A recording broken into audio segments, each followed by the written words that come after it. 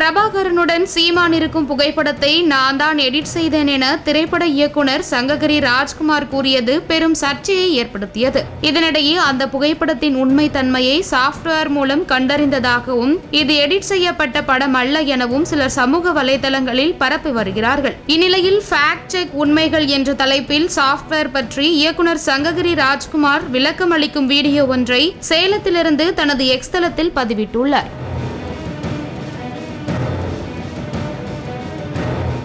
இந்த புகைப்படம் சம்பந்தமான செய்திகள் வரும்பொழுது எங்கேயாவது இருந்து யாராவது ஒரு கேள்விகளை கேட்டு போறது, அதுக்கு உட்கார்ந்து நாம ஒரு விளக்கம் சொல்லி ஒரு வீடியோ போடுறது, விளக்கத்துக்கு ஒரு வீடியோ, அதுக்கு ஒரு வீடியோன்னு வீரப்பன் காட்டுல இருந்து ஆடியோ ரிலீஸ் பண்ண மாதிரி நாமளும் வீடியோ மேல வீடியோ போட்டுக்கிட்டே இருக்கணுமா அப்படின்ட்டு அதை விட்டுறணும் அப்படின்னு தான் நினைச்சேன். இப்ப என்னன்னா சமூக வலைதளங்கள்ல நாங்க இந்த புகைப்படத்தை சாப்ட்வேர்ல எடுத்து போட்டோம், அந்த சாப்ட்வேரே செக் பண்ணி இந்த புகைப்படம் உண்மைதான் அப்படின்னு சொல்லிருச்சு. அது ஸ்கிரீன்ஷாட்ல எடுத்து போடுறது, இது மாதிரியான ஸ்கிரீன்ஷாட் எல்லாம் பரவிட்டு இருக்கு. அதுக்கு நம்ம விளக்கம் சொல்லாம அது எப்படி நடக்குது அப்படிங்கறத சொல்லாம போயிட்டோம்னா சரியா இருக்காது. அப்படிங்கறதுனால இந்த வீடியோ ஒண்ணு விளக்கத்துக்காக போடுறேன். வழக்கமா இந்த மாதிரி சாப்ட்வேர்ல தான் இந்த போட்டோவை அப்லோட் பண்ணி இது வந்து உண்மையா பொய்யான்னு கண்டுபிடிச்சிட்டோம் அப்படின்ட்டு இணையதளத்துல எல்லாம் போட்டுட்டு இருக்காங்க. இப்போ இந்த மாதிரி எடிட் செய்யப்பட்ட ஒரு படம் நான் பண்ணல, இது இணையத்துல இருந்து யாரோ எடிட் பண்ணி போட்டிருந்தாங்க. அது நான் சும்மா சொல்கிறதுக்காக போடுறேன். இப்போ இந்த புகைப்படம் எல்லாருக்கும் தெரியும், எடிட் பண்ணப்பட்ட புகைப்படம் அப்படின்ட்டு.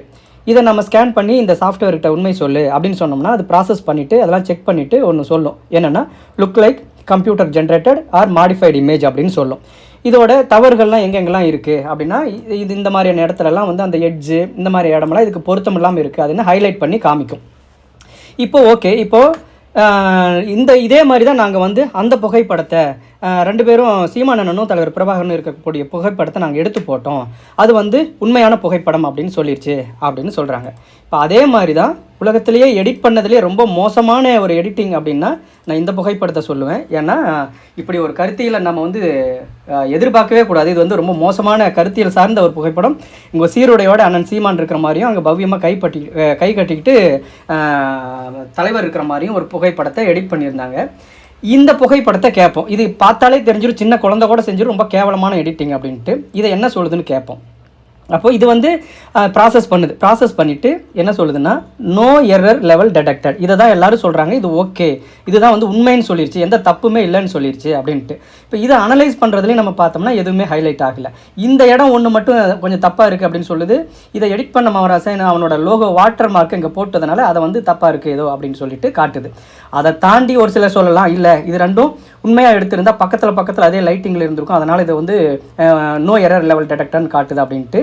இந்த முகம் வந்து இங்கே பக்கத்தில் இருந்த சீமானனோட முகம் இல்லை, அவரோட இப்போ இருக்கக்கூடிய கரண்ட்டில் இருக்கக்கூடிய ஒரு ஃபோட்டோவை எடுத்து எடிட் பண்ணியிருக்காங்க.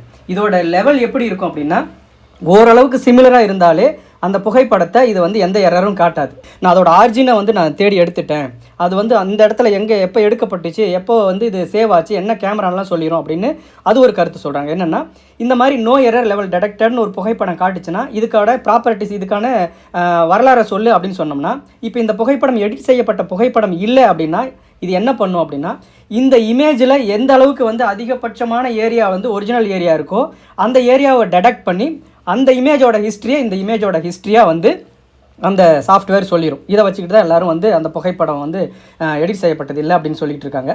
கடைசியாக இந்த விளக்கத்தையும் சொல்லிடணும் அப்படின்னு தான் சொல்கிறேன். நன்றி.